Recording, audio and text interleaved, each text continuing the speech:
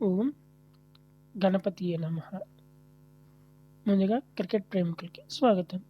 ఈ వీడియోలో నేను సెమీఫైనల్‌కి క్వాలిఫై అయిన ఇంకొక ఇంగ్లాండ్ యొక్క టీమ్ గురించి నా అనలైసిస్ ఏంటి అన్నది చెప్తున్నాను ఈ వీడియోలో. ఇందులో కూడా నేను టీమ్‌ని 3 భాగాలు విభజించాను. మొదటిది వాళ్ళ బలాలేంటి, 2 వాళ్ళ బలహీనతలేంటి, మూడోది వాళ్ళు వాళ్ళ ప్లేయింగ్ లెవెన్ ఎలా ఉండొచ్చు.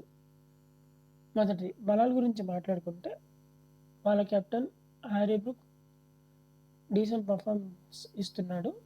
ఒక మ్యాచ్‌లో 100 కొట్టి వాళ్ళ టీమ్‌ని గెలిపించాడు. ఇంకొకటి హ్యారీ బ్రూక్ కెప్టెన్సీ బాగుంది సో ఫార్. వాళ్ళ మెయిన్ బలం ఏంటి అంటే Will Jacks all round performance చాలా మంచిగా పర్ఫార్మ్ చేస్తున్నాడు. ఇప్పటికి 4 player of the match awards అయితే గెలుచుకున్నాడు. అండ్ అడపాదడపా టామ్ బ్రాంటన్, ఫిల్ సాల్ట్ కూడా డీసెంట్ పర్ఫార్మెన్స్ ఇచ్చారు. ఇవి బలాలు. ఇంకా బౌలింగ్‌లో చూసుకుంటే సామ్ కర్న్ చాలా మంచి బౌలింగ్ ఏస్తున్నాడు. నేపాల్‌తో జరిగిన మ్యాచ్‌లో చూసాం. దాని తర్వాత ఇంకొకరితో ఇటలీతో జరిగిన మ్యాచ్‌లో కూడా చూసాం. చాలా మంచి పర్ఫార్మెన్స్ ఇచ్చాడు డెత్‌లో యార్కర్స్ ఏసి. సో, ఆర్చర్ కూడా గుడ్ కన్సిస్టెన్సీలో చూపిస్తున్నాడు. మంచి పర్ఫార్మెన్సే ఇస్తున్నాడు రీసెంట్‌గా. సో, ఇది వాళ్ళ బలాలని నా అభిప్రాయం. ఇంకా స్పిన్ విషయానికొస్తే రెహమాన్ అహ్మద్ మంచి బౌలింగే వేస్తున్నాడు.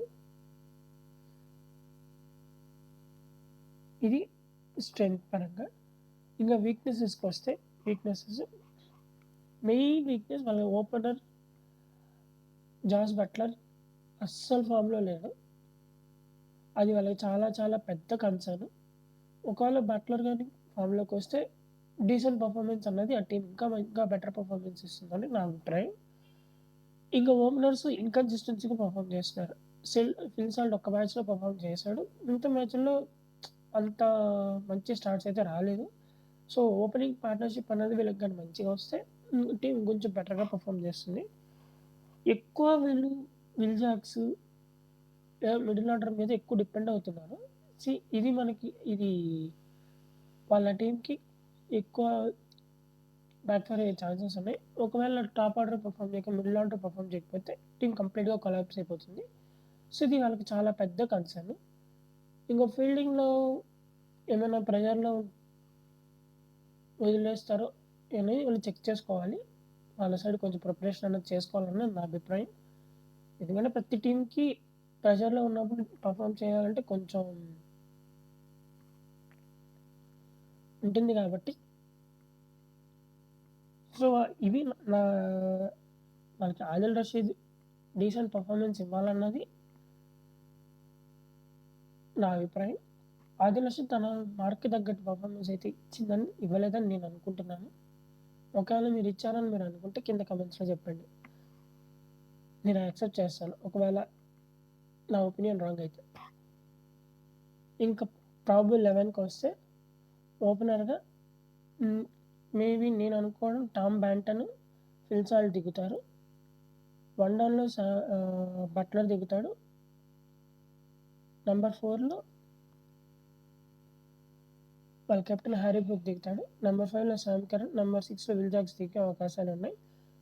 నంబర్ 7లో